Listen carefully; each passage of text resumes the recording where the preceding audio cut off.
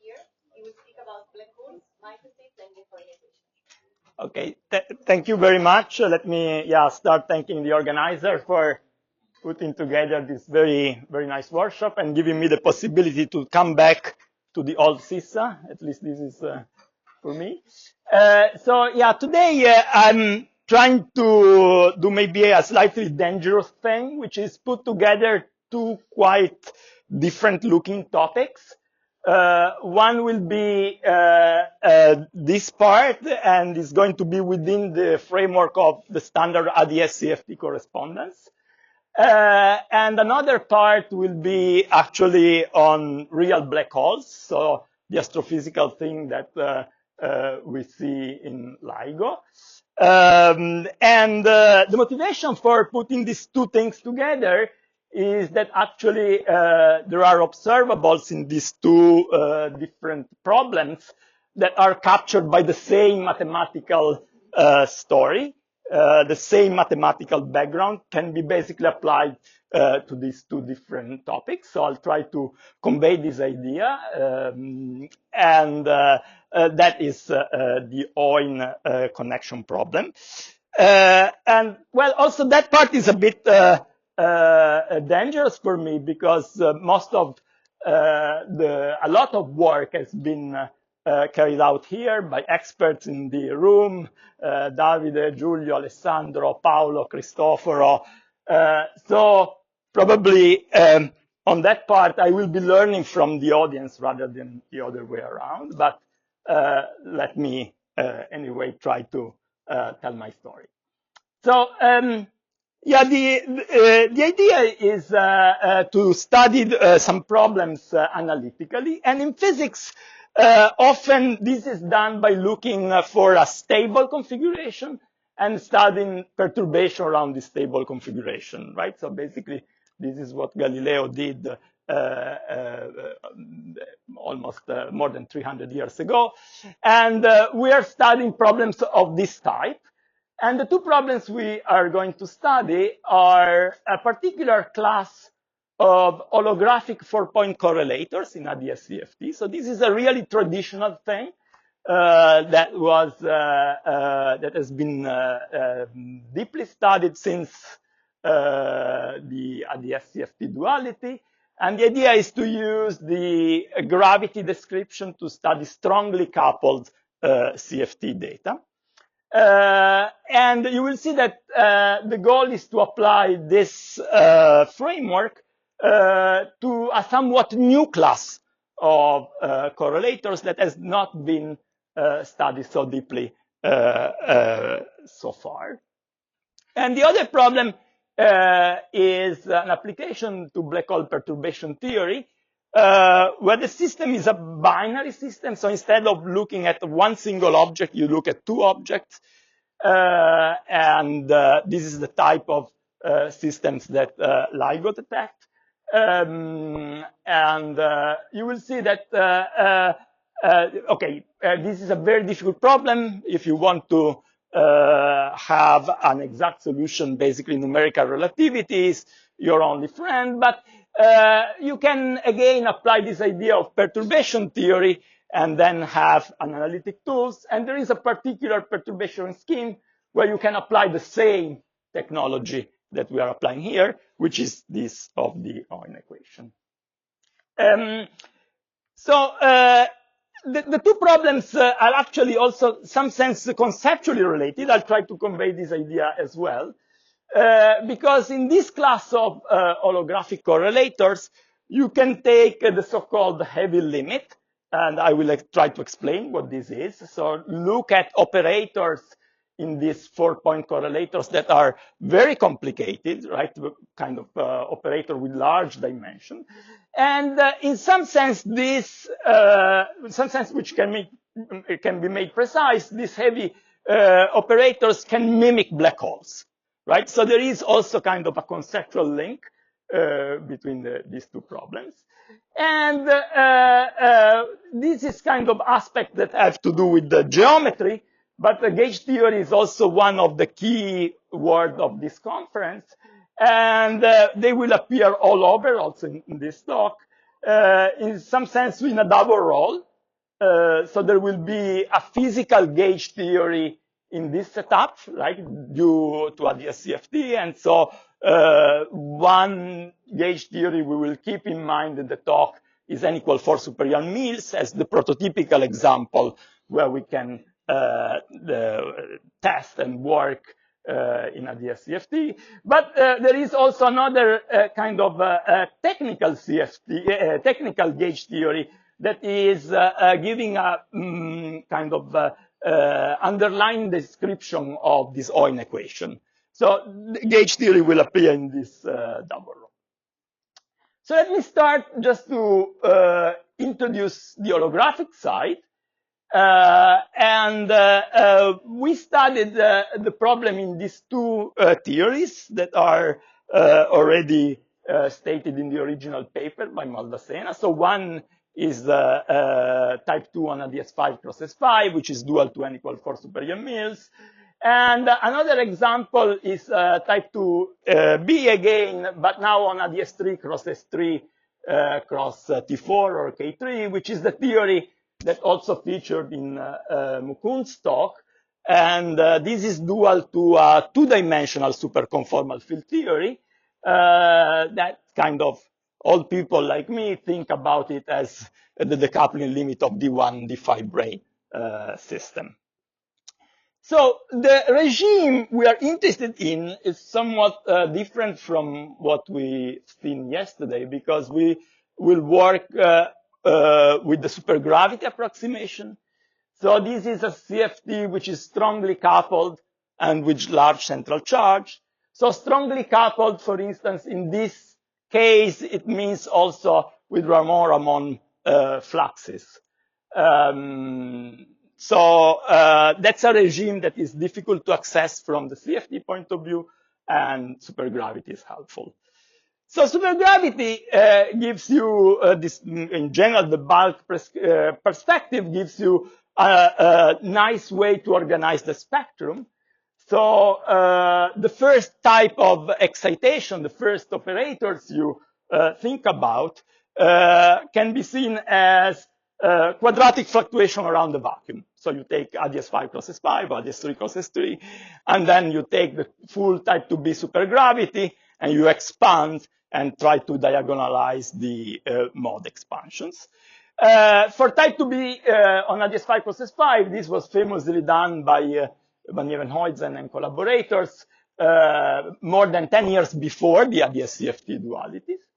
And we understand each one of these gravitational modes, right? That each one of these particles that will be excitation of the graviton, of the dilaton, right? As dual to a local operator on the CFT, right? So the easiest local operator in n equal 4 is the trace of two complex scalar, right? So let me take Z as one of the complex scalar of n equal 4. You take Z square. Then you want to make it a gauge invariant operator, so you take a trace. So this object here is the lightest operator in n equal 4. Is an operator that preserves half of the supersymmetry, and it corresponds to an excitation of the metric and the 4 form in the language of these people. So we call these single particle operators because of their dual description in terms of just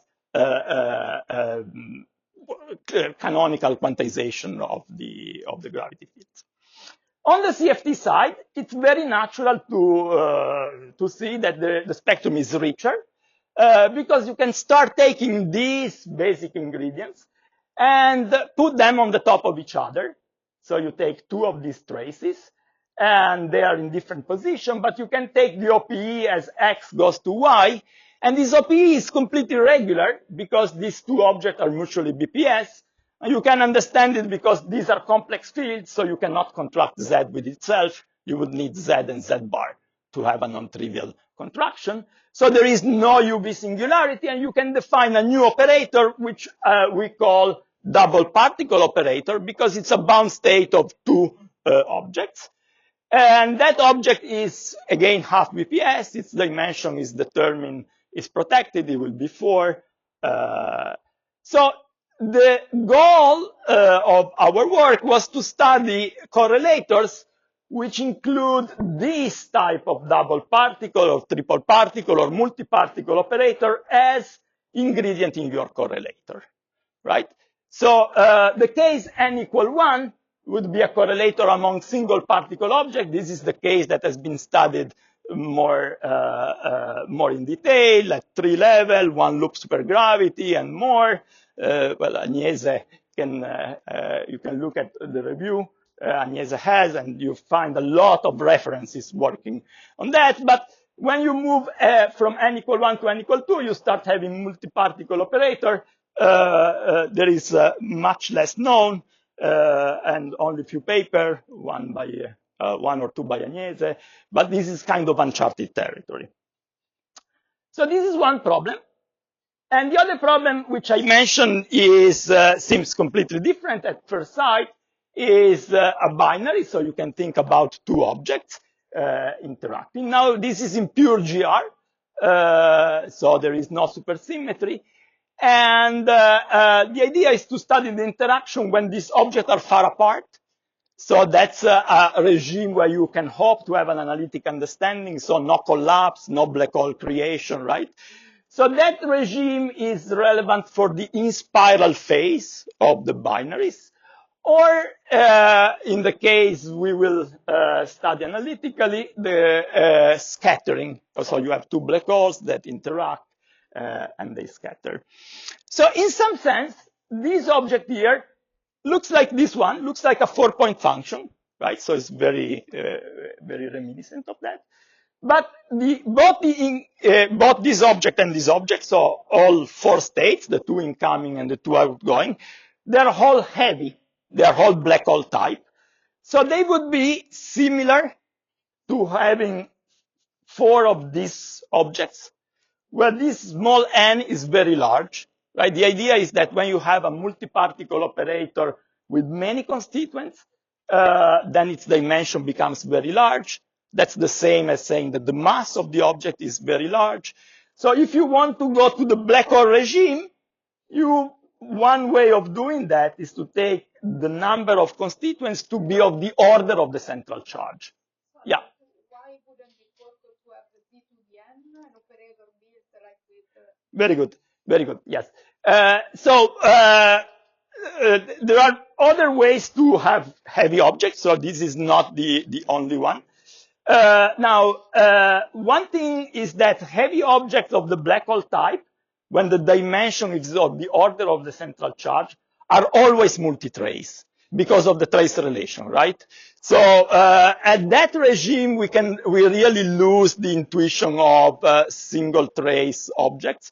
So when the number of constituents here, right, if you put z to the p, when p is of order n of the SUN, and more, then is like if this p is n plus 1, you can rewrite this object in terms of product of traces where the number of z is smaller than n.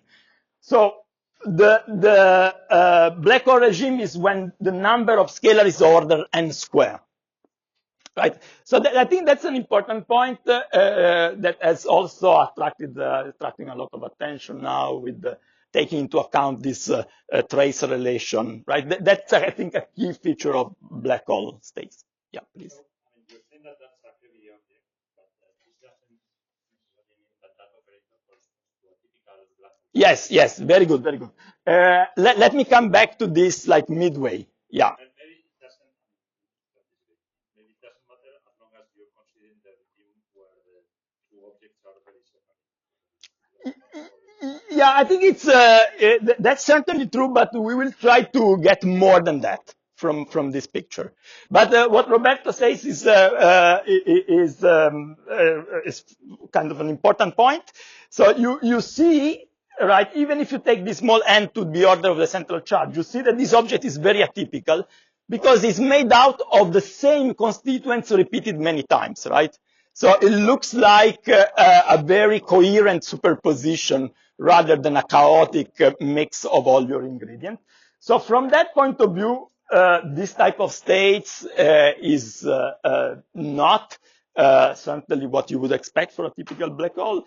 But just to anticipate my point, we will see that you can build heavy operators, so when small n is of order the central charge, Bose-Beck reaction gets as close as you want to the black hole. So from the geometric point of view, it looks like a black hole.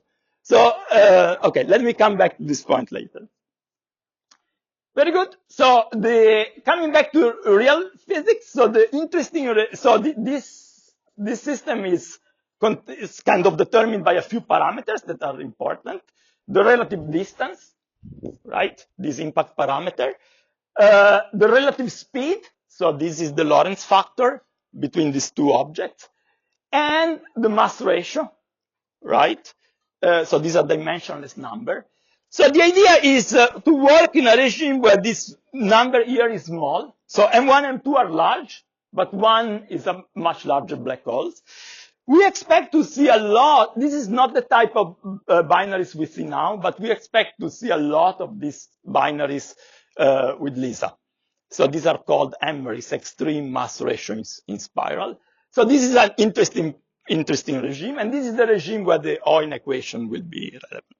Sorry, I missed probably this silly, but I missed what this the fact that one mass is smaller than the other, a lot smaller than the other. What does this correspond to the gauge theory operators? No. Basically, these maybe I'll come back to this question later. So the fact that this mu is small is what it allows you to set up the perturbation theory, where you have the one mass being described just by a geometry and the other mass being described by a geodesics. And so the heavy mass produces the background which gives the Heun equation. Yes, but you said that we should expect that the correlation function basically is the same. The correlation function in the gauge theory gives us this scattering. No? Okay. Maybe let me come. Yes, let me come back to this. This was just to set up the two problems. This is just a reference of some works. So these works here with Francesco Prila and Stefano Giusto are those that focus on this type of correlators here. And the same type of correlators we studied in ADS3 with Cristoforo, and this is the paper that has the link to the black hole story that Roberto was asking. And with Francesco Fucito and Francisco Morales in Rome, we studied this problem here with the Heun equation. Very good. So maybe let me start from the holographic side, and please do interrupt me anytime. So just to keep things simple, we started looking at the simplest n equals 4 operator, trace z square, and then you put it power n. So this is a multi-particle operator. You can think about it as a big atoms, right? And the idea is that, as I mentioned, when this is of the order of the central charge, the state should be better described in terms of an asymptotical ADS geometry. And we know a lot of this asymptotical ADS geometry in ADS3, starting with the working of Lunin Matur and many people, including Skanderis, Taylor, and ADS5 cross S5, the half BPS states. So those that are relevant for these are LLM geometries. So these geometries we know. And if you start looking at the precise relation between geometry and state, you realize that the state dual to the geometry is a coherent, is a state that is a coherent state, coherent type state. So this is maybe not a surprise because you have a classical theory. And so states would look like something like this. Not fixed number of quanta, but an exponential. And this exponential will be picked to around a particular value of this small n, depending on this alpha. Now, the non-trivial thing is to find a relation between this CFT parameter, right? So this is an explicit state, and the parameter that enter in the solution. For instance, this is a LLM solution that is written in a consistent truncation down to 5 dimensions. So this is why it's ds5 square. So you can start from this metric, and there are uplift formula. You can write the 10-dimensional metric. I just write the metric, but there are also two scalars and one vector. Everything is known. And you see that this solution depends on a parameter, Q1, inside this funny square root. If you send Q1 to 0, this is a perfect square. H1 becomes very simple, becomes 1, basically. And this becomes just a ds. So Q1 equals 0 is a ds. So it's natural to think that Q1 is related to this alpha, right? If you put alpha equals 0, the operator is not there, it's just the identity, so you have just the vacuum. Now, if you want to find the precise relation, you have to use precision holography, introduced by these people, and this was done by Giusto and a student in Genova, and you find this relation, right? So this is just the result of a calculation, which tells you how you can map the state and the geometry. And this describes a state which in some sense is a resumed version, right? If you take this exponential, you expand, the terms alpha correspond to n equal 1, the terms alpha square correspond to n equal 2, and so on and so forth. So the idea we had is to use this as a generating functional for the correlators of this type. So the idea was, okay, let's start to construct correlators that involve this heavy state. We will find a function of alpha, and then we Taylor expand the function of alpha, and we read the contribution for n equal 1, n equal 2, n equal 3, n equal 4. So instead of studying a 4-point correlator of this type, these two objects will be, they disappear. They will be described through the geometry. So these two objects will be encoded by this geometry. And then we introduce, as Roberto was also saying, a perturbation in this geometry, which describes the other two objects. Yeah. Are these geometries asymptotically ADS5? Yes, this is an asymptotically ADS5 geometry. Sorry, let me put it here. Is an asymptotic ADS5 geometry which is completely irregular in the interior, but when you go to the interior, it's not ADS5 anymore. No, but if you Taylor expand at large R, don't you get an order 1 term at large R? Then R squared is fine, but you get an order 1 term proportional to Q1, which says that I'm shifting the ADS cosmological constant. Square root will expand, and it's one R squared, 1 over R squared is cancelled the 1 over R squared outside, but the Q1 is the doesn't cancel. Yeah, no, I think, okay, let me, you say you're modifying this one. Okay, let me do it offline. But I was not involved in this paper, but it is asymptotic ADS5, and this the asymptotic decay that is used to find this relation. Maybe I say this way. It is asymptotically ADS5. You're going to absorb some factor Q1 into redefining the cosmological constant. No, I don't think so. I think you just have to go in the right coordinate. You have to take, maybe you have to redefine R to go to the Pfefferman-Graham coordinates, and then you'll see that, sorry, okay, maybe let me see, maybe I understand your question.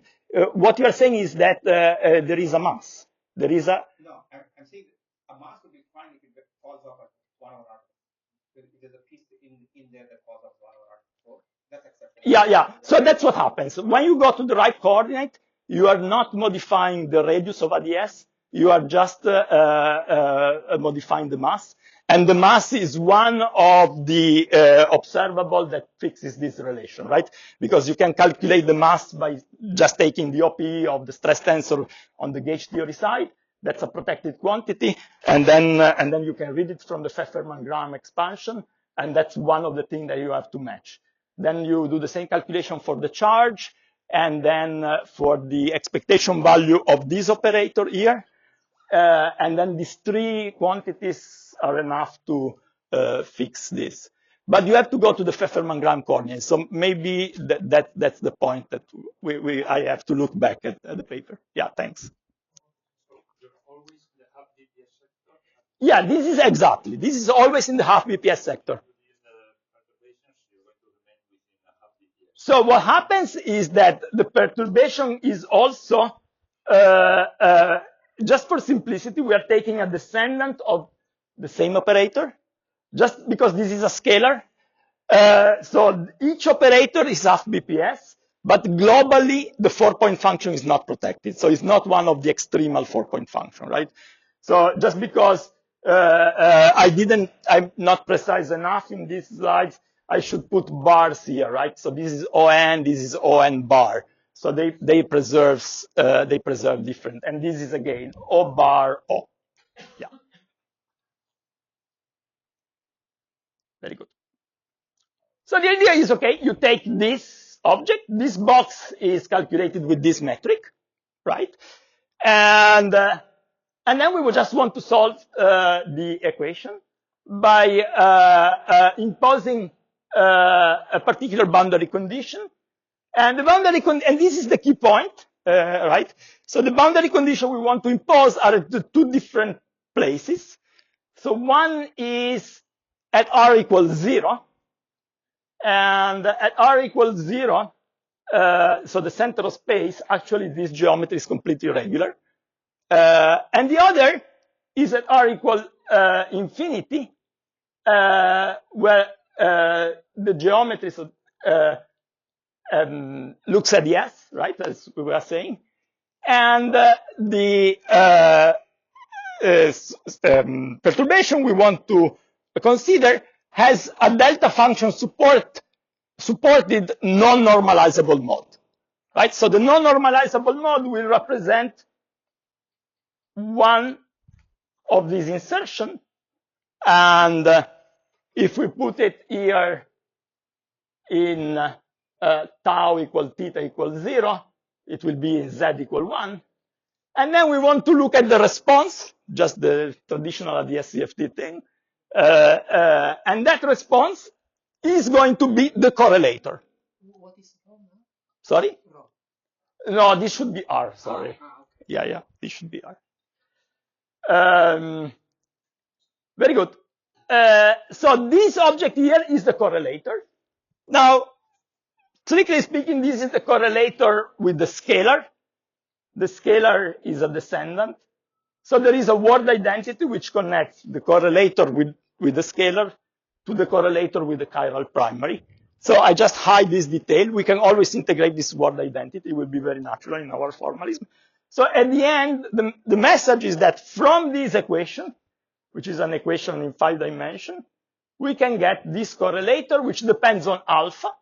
When you expand alpha, right, then you get n equal 1, n equal 2, n equal 3 correlators.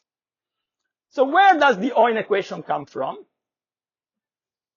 Well, in the very standard way. So in order to get a simpler equation, instead of PDE, such as this one, we want to move to an ordinary differential equation by doing Fourier transform, exactly as we do with the hydrogen atom, right? So let me skip this detail. We can come back if you're interested. So the idea is that you take your field and you do a Fourier transform in time and theta, right? The Fourier transform in theta is slightly more annoying than the hydrogen atom, because you have to use higher harmonics, not S3, not S2, but that's okay. And so when you plug these ansatz in the box, all the derivative with respect to time gives powers of omega, become algebraic. All the derivative with respect to theta gives power of L. And the only variable remaining is the radial distance.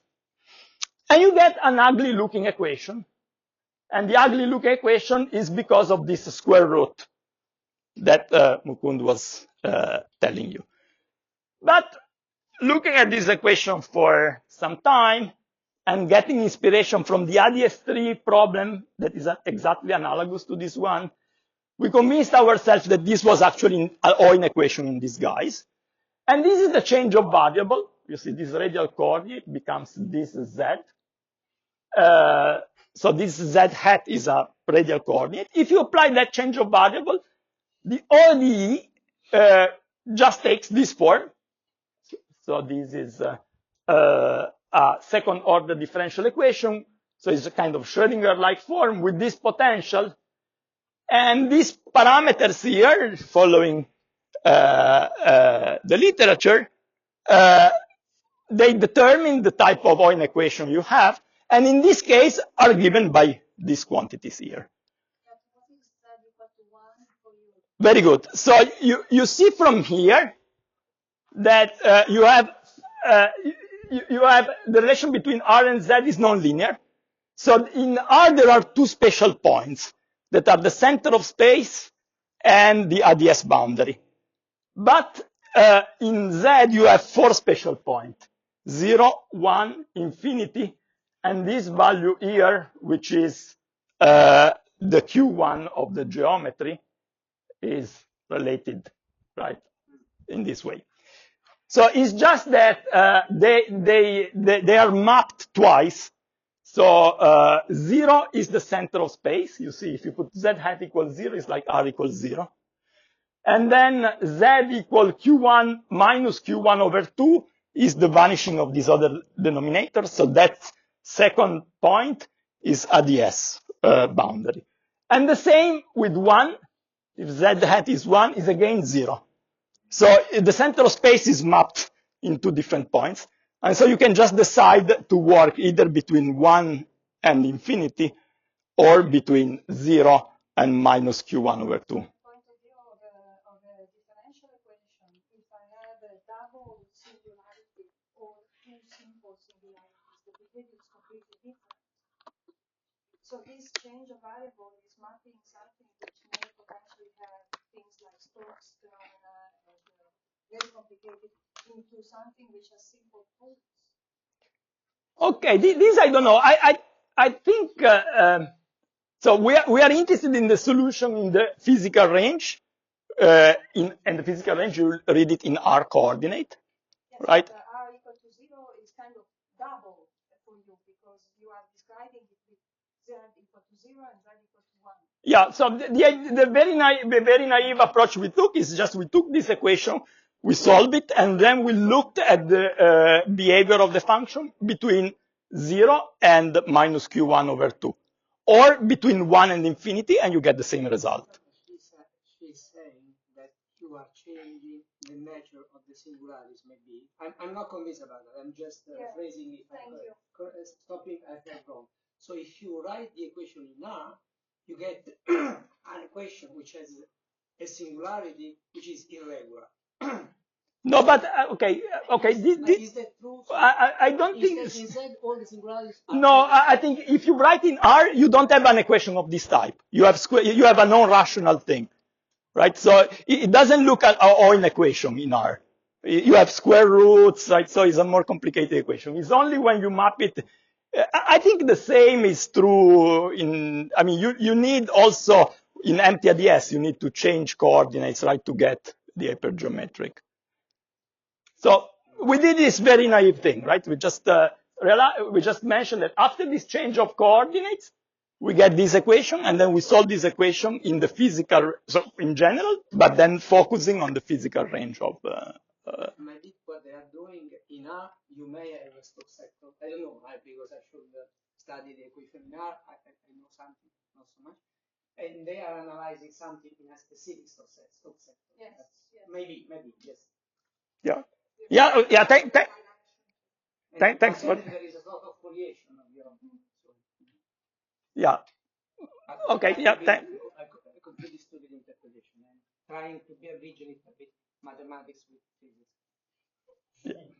Thanks. We just look. It's actually helpful because actually, changing the nature of the singularity could be dangerous.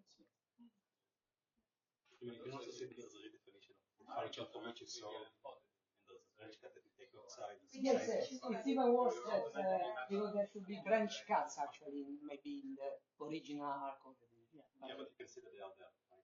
That's the Z plus Q1 over 2 to the problem. I think for this is, I mean, yeah. I was just saying that R is a radius, so you're automatically choosing a Stokes direction because it's real and positive. I'm guessing you're not studying this equation in the. No, we are not compressifying R. We are not compressifying R. No, but then if you want to analyze the Heun equation, Z is complex. Yes. So, which means that also R is complex. I think that nobody studies nowadays differential equation in the real. No, but R includes alpha. So you can obtain a complex set.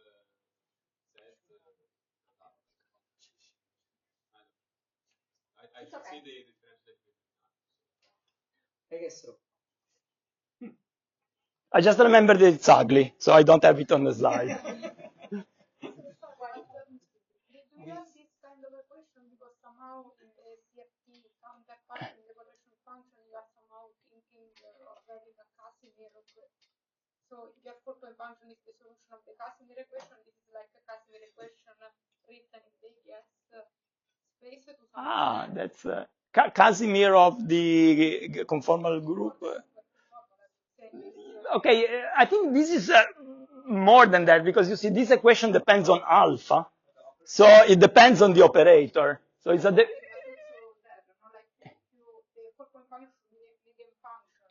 okay because of the dimension of the operator. Yeah, that's an interesting point. Yeah, we didn't. Now you could expect that the four-point function is decomposing blocks, and the blocks are yeah. geometric function, which should be solution to this yes, similar problem. yes. Yeah, so I will not talk about this in this talk. I'm happy to discuss separately. So what we did is at the end do a lot of CFT checks on the results.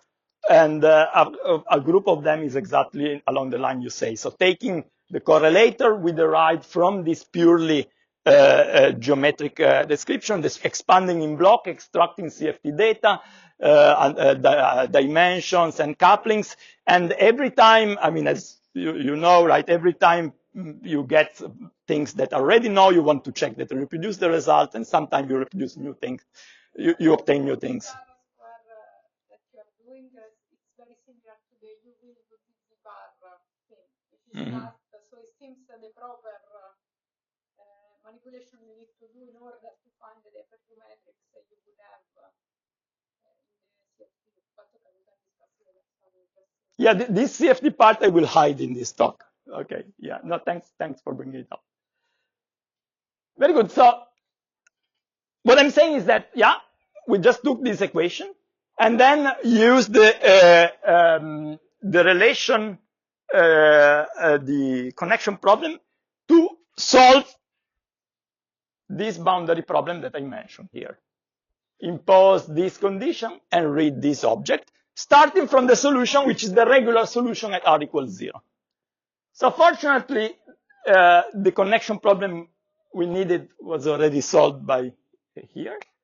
So we just took the formula and plugged the values of A0, A1, AT, and U. And you get, this is the formula taken from this paper. And then when you plug and you integrate the word identity, you get this expression, you see, depending on alpha, for the correlator. So this is an expression in Fourier space. It's an expression that is somewhat interesting on the CFT point of view, because you can recognize here as some heavy limit of the blocks. And all the dynamical data is hidden in this function here. And this function here is the quantum cyber-written A that you obtain from the underlying gauge theory of the gauge theory underlying the Heun equation. So basically, this connection problem looks very much like the connection problem for the hypergeometric functions. But you see, the coefficients here are not given in an algebraic way in terms of the coefficients appearing in the potential. It appears also this new quantity, and this new quantity has to be calculated separately. So this is still an implicit formula, right? If you want to evaluate this for a generic value of alpha, right, I would not have an analytic expression. But if you're interested in explicit expression for n equal 1, 2, 3, 4, then it means you want to expand in alpha on Q1, and then you will see that one of the poles, Q1, goes to 0. And so you go back to the hypergeometric case. So basically, at that point, Can I yeah. just one question to go back? I think it's today's meaning. Probably it's in other ways what they found. But if you do that, so from the point of view of the Heun, this is all absolutely fine. But as soon as you do alpha goes to 0, then z goes to 0 and the r is no longer r is equals to 0. Right. Yeah. So okay. So how do you define the boundary for r in that case? Okay. So if I understand your question, it's true that if you look at the if you map the a space R from 0 to the boundary to infinity to the interval from 0 to Q1 over 2, that interval shrinks to 0 in the limit, right? And you say, oh, it's singular, right? So you could do two things. Either use the other branch from 1 to infinity, or if you are lazy as I was, if you want to use exactly the same formula that they gave us, that was giving the mapping between 0 and t, it is q1 over 2, you can still use that. You just keep the answer till the end, and you expand in alpha only the observables. And then you will see that everything is smooth. Nothing happens, right? So, for instance, this position of the poles is an observable. From the CFD point of view, it will be the anomalous dimension of the heavy light operators. So it's something that is related to the operator exchange in an OPE. So this object is an observable, and you expand it in alpha by using just writing explicitly the Nekrasov-Shabashvili function, and just and you see that it's perfectly smooth. And this would be the 1 instanton correction. And then we calculated the 2 instant correction, the 3 instanton correction, right? Just by using standard formula. And they give the CFT correlators at n equal 1. They are the ingredient necessary to give the CFT correlator n equal 1, n equal 2, and so forth. This is a series, the instanton counting, so the instanton counting is here? Is Q1. I think it's this T, right? The expert can correct me.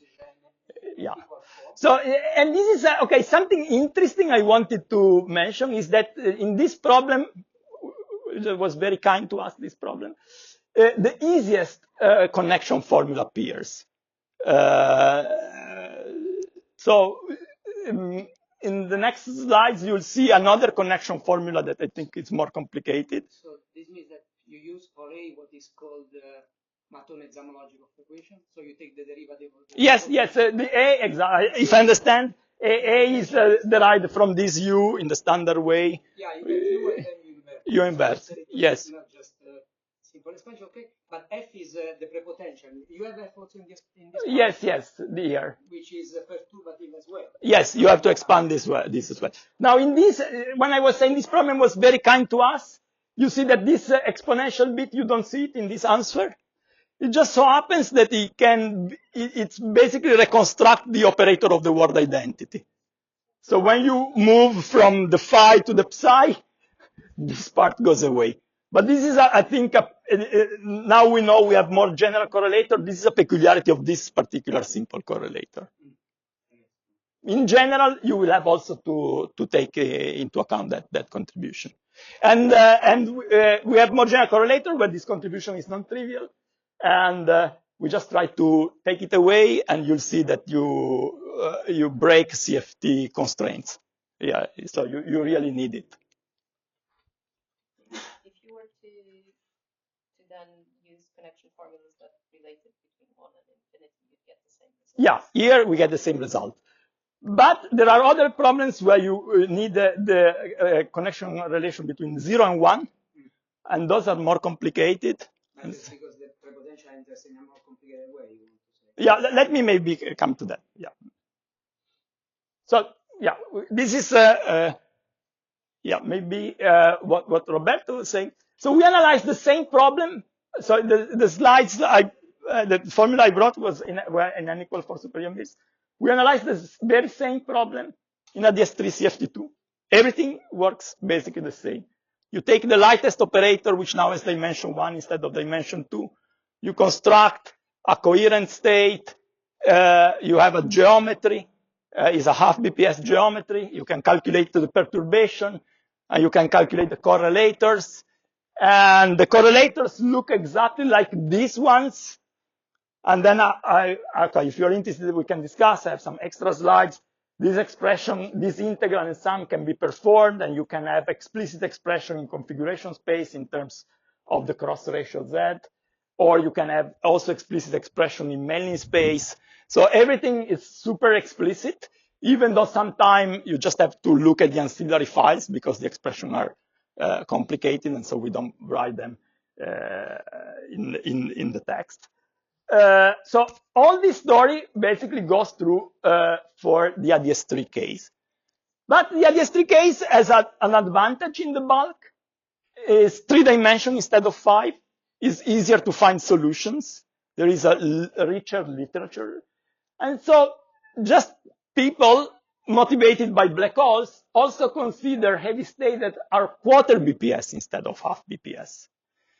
So these quarter BPS states are constructed in this way. You take a half BPS states, the simplest one, and then you act with a derivative, right? So this is a kind of a conformal descendant. Now, if you take the nth power of this, then you are breaking half of the supersymmetry. If you think in CFT2, it's very easy because you switch on momentum on the left moving sector. And so only the right moving sector is in the vacuum state. So this is actually the problem we started studying with Christopher, because we were super excited by these quarter BPS states. And there is one geometry that we found back now almost 10 years ago. So one family of solution is basically the same structure as this object here, but here with the derivative of O. And that family in a particular regime, and this regime is the opposite of alpha goes to 0, is alpha large. In this case, large means alpha goes to 2, so that this combination vanishes. In that regime, the geometry just develops along a DS2 trot, right? And the size of this trot is how close alpha is to 2. So you have a geometry which mimics a BTZ black hole, right? So if you dial that parameter, you can make this trot longer and longer. So we wanted to study correlation function in this geometry, exactly of the type I mentioned, in order to see how BTZ is recovered, right? Because this geometry looks like BTZ, but then it has a cap. And when you solve the equation, right, you would put boundary condition at this cap, and you would read that the response in this ADS3 region. But you have this long ADS2, so the question is how do you recover the BTZ story? So again, you have an Heun equation, and in the regime where alpha goes to 0, it works exactly as before, the same exactly as before. But in the regime where this goes to 0, so when this trot becomes long, then you have a more complicated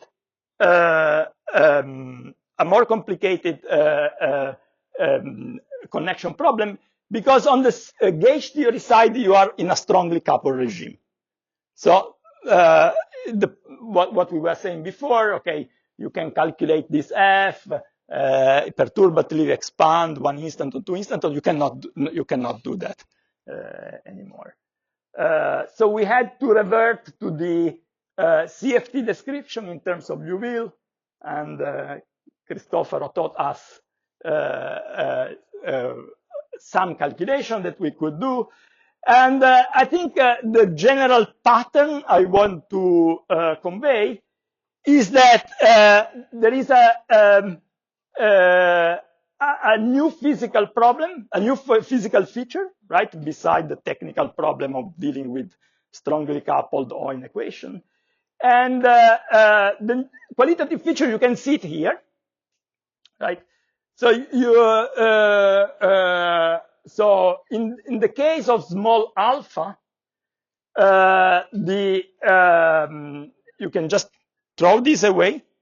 You plug it here, and so you see that the poles are spaced by integer, right? So every time A is equal to K plus L, you have a pole. So you have a pole at 1, 2, 3. So you have equally spaced poles. And then the correction here are small, moving those poles by small amounts. When you are in the opposite regime, in this black hole regime, what happens is that the poles becomes dense, and the separation between the poles is actually proportional to the parameter that is small, right? So this seems to us to be a generic feature of the black hole regime, and then at least in some approximation, looking at the poles that are not too close to the origin, we could show that this condensation of the poles produces an effective cut, and the imaginary part of that cut reproduces the imaginary part of the retarded Green function of the BTZ. So that's the way the mechanism that we discovered, that we used, and that kind of is the main difference between the perturbative case and the black hole case. Yeah. Sorry. When you say you get cuts, is this when the BTC is near the extreme or generally? Yeah, very good. So here we are always extremal. Yes. So it would be nice to have this story, but because, when these geometries are quarter BPS, and so we always have like the right sector in the ground state. So it's the extremal version. Yeah, thanks. Related to that, can you do an engineering over near extremal with similar methods? Yeah, that of course was, yes, something was in our mind. And we have a couple of papers with Nick Warner and friends in Paris where we do exactly that. But we don't have we can discuss more more later. So it's always the analytic solution are always expansion, perturbative expansion in the parameter that breaks the non-extremality. So instead of we don't have an exact solution in that parameter. It's always perturbative, and it's true that the solutions are regular. But you may say, okay, what happens if you have some perturbation theory? In that case, we just have a numerical solution. Numerical solution supports the idea that the solutions are still regular, but it's difficult to work. But if you want to do a game like this, perturb the solution, if the starting point is numerical, it's not good. But yeah, conceptually, I think what you had in mind, should work, and that was one of our motivation. A different way to regularize these zero modes when you study one of the determinants, it's easier, no? So you have different regulator and you can if you want, it's a finite size trot, and there is a cap, and it's regulated, and this is what we exploit because we put boundary condition here, right? But the ability of having analytic solution for you don't have an analog with differential equations for those geometries. well, even the geometry is just perturbative. Then you would need to do.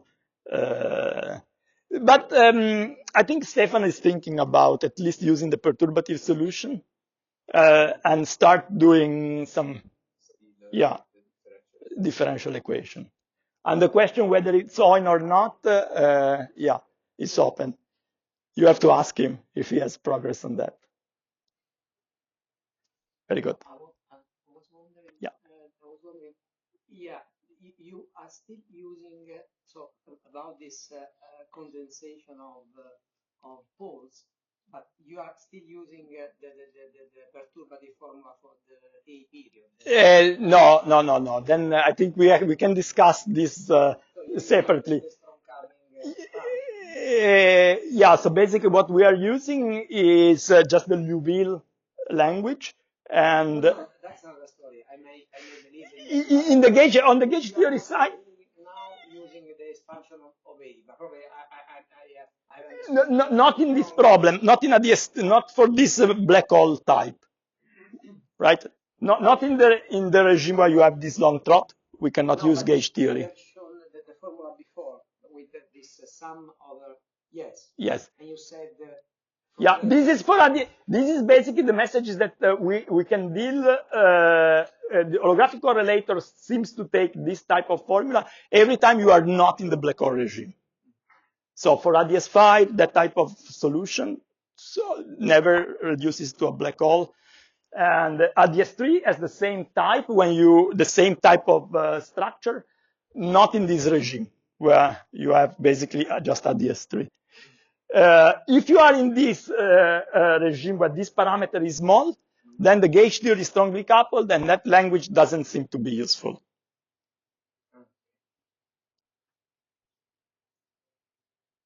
Very good. Okay, so I think I will just show one slide for the real binary, and maybe is this slide here. So basically, the idea is again to study perturbations of a solution. Now the solution is either Kerr or Schwarzschild, right? So real life black hole. And the perturbation, instead of being an operator we insert from outside, is the presence of another body, right? So the goal here is one step further from what we discussed, is not to describe the perturbation, the object perturbing. That object perturbing will be some physical object following a geodesics, right? So that's what that's what a binary is. The equation, the Heun equation in this case, will describe the back reaction of this small object orbiting around a big object. So in some sense is a heavy correlator, right? For objects that are heavy, two incoming and two outgoing. And the object of interest is this radiation. So it's like an extra, it's like a 5-point function. In the final state, you have an extra object. And the Heun equation will describe this radiation here. And the problem that has been studied for many decades takes this form, right? Where this is basically the Telkovsky equation expanded in modes. And the right-hand side, the stress tensor, is the stress tensor of the small object orbiting around. So you see that the problem here is more complicated than before. Instead of being an homogeneous equation, is an inhomogeneous equation, right, with a right-hand side. And the homogeneous part, again, you can do a change of variable and bring it into a Heun equation. So that's why I wanted to make this link. It's the same technology, even though the application requires a bit more work because you want to take into account this right-hand side. Very good. So that's the only information I want to say. Okay, we derived, we made some explicit checks that the results are consistent with the waveform that people knew. And we found also some interesting result. So this way of solving the equation reorganized the waveform in a way that you can recognize quantity that GR people computed separately. So these buzzwords were very obscure to me till I started studying this literature, and then we could reproduce known result and correct some incorrect result that were in the literature about some of these terms that come very naturally from the Heun equation. Sorry, so being very quick here, just because I'm out of time. So let me go to the conclusion. So I hope that I convince you that this equation, which is kind of the next complicated thing after hypergeometric, is basically ubiquitous in anything that has to do with gravitational perturbation. And it's useful both in holographic and flat space problems. So we use it to calculate a class of multi-particle correlators. With Francisco and Francesco, some the terms of the waveform emitted by binary. There are several developments, right? Because yeah, if you can try to make the problem richer, for instance, like Agnese was saying, instead of studying trace z square, studying trace z cube, trace z 4, right? So you have an extra parameter to play with. Was not obvious, but this problem is still described by Heun equation. So now we are back in business. It would be interesting also in the flat space to calculate not just the waveform at infinity, but the absorption. That would use some of the some complementary aspect of the Heun equation that were not used in the work with Francesco and Francisco. So what I'm saying is that it looks to be a technology that can be applied quite broadly. So let me conclude by saying that the problem that brought me into this subject is the work with Cristoforo about this particular case in the regime where the trot is very long. I think it would be very interesting to have a better analytic understanding of that regime, which seems to be related to a difficult regime of the gauge theory underlying the Heun equation. And it would be great to have, I mean, for the expert in the audience to have more analytic understanding of those cases, which seems to be general for black hole type solution. Okay, so let me stop here. Thank you.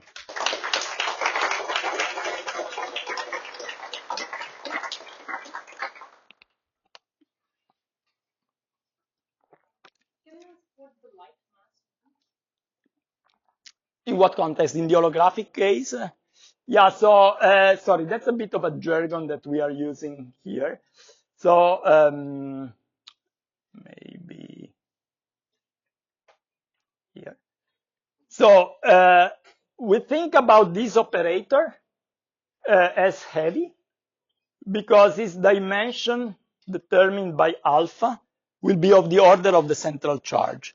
So, strictly speaking, this is not an operator with fixed conformal dimension, because if you expand this, the identity plus trace z square pi trace z square.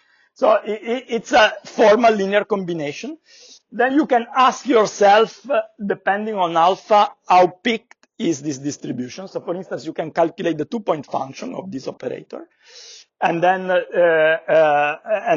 you will see that the two sums become just one sum because of R-symmetry conservation. And then you can just do a saddle point on the parameter entering in the sum to see at what is the dominant term in the sum.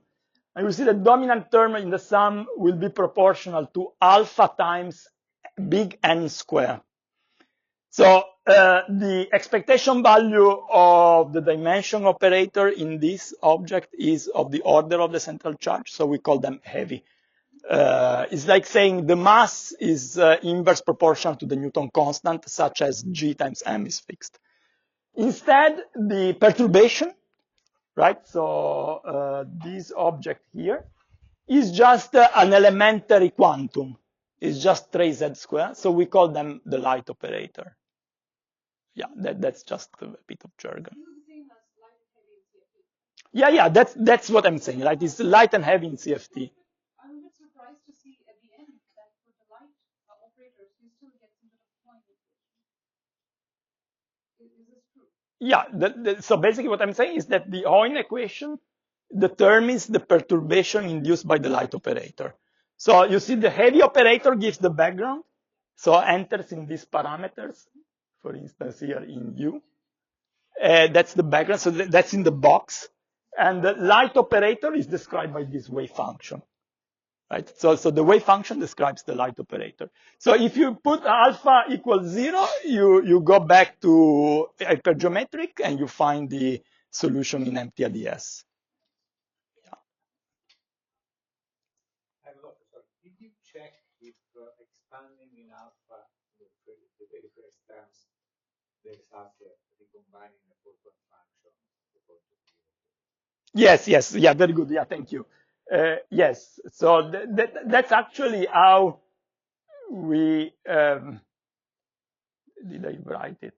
Sorry, I think maybe yeah. Sorry, so this is the slide I wanted to hide.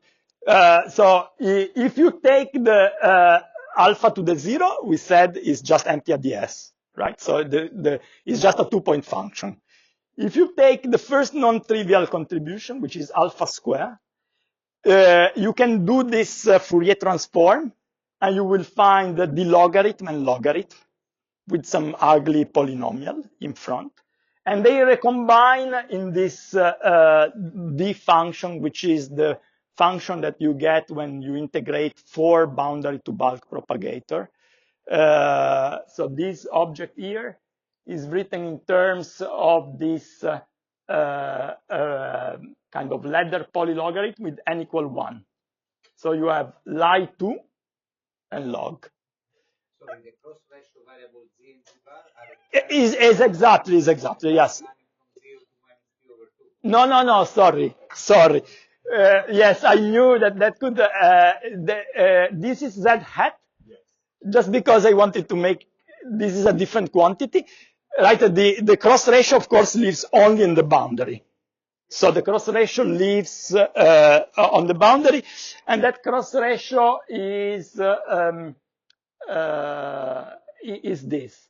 You see, is made out of boundary coordinates. So if I understand your question, yeah, if you put n equal 1, right, we check that we reproduce the calculation of 1999, I think. If you put n equal 2, so you have O2 square, O2 square, O2, O2. Kind of the surprise is that it's entirely written in terms of now 2-loop ladder integral. So it's kind of a natural generalization. And it looks, okay, this is the ugly thing I was saying, right? This is the 2-loop ladder integral, and these are ratio of polynomials that you can find in the ancillary file.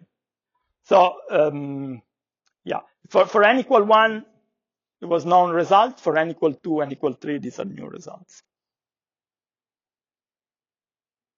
Say, please, what is the meaning of the alpha expansion in the gauge theory formula? So you are. Yeah, it's related to the instanton expansion. The instanton curve. Yes. This in this case is just as simple as that, because I think you see the 4-point. This is a Heun equation, no confluence, so it has 4 points, 0, 1, infinity, and the 4th singular point is this object here. Yeah, this parameter is this, and then you see that Q1. So alpha is Q1 is alpha square. Inside Q1 and exactly. Q1 is just the gravity version of alpha.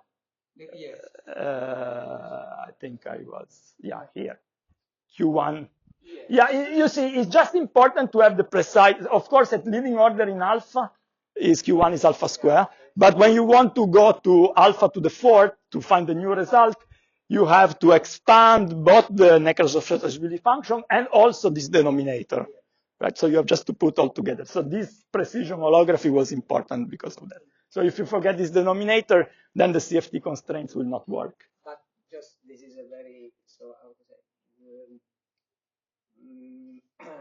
stupid observation maybe, but since you have some combinatorial interpretation for the Nekrasov or Kunkov partition function, no? Term by term in the instant concaving. So I was wondering, so you may have something similar translated from there for the correlation function. May you? Maybe, yeah, we didn't, yeah, I think I understand what you have in mind, but we didn't try to do this chirurgical operation to trace back contributions. It may be interesting, right? Maybe that they have some CFT meaning. Yes, we didn't try. We didn't try. We just took the whole result and compared the whole result. So you have this extra expansion. This is why I asked. I had the impression that Q1 is Nekrasov or Kunkov, but then you expand. Yes, exactly. So you have an extra expansion. So I didn't try to see whether the coefficient of Q1 has some meaning in CFT independent. I don't know, some subpart of the answer. We don't know. I mean, we just did the full calculation. Okay, I think we can leave the rest of the questions for lunch. Okay. Thank you.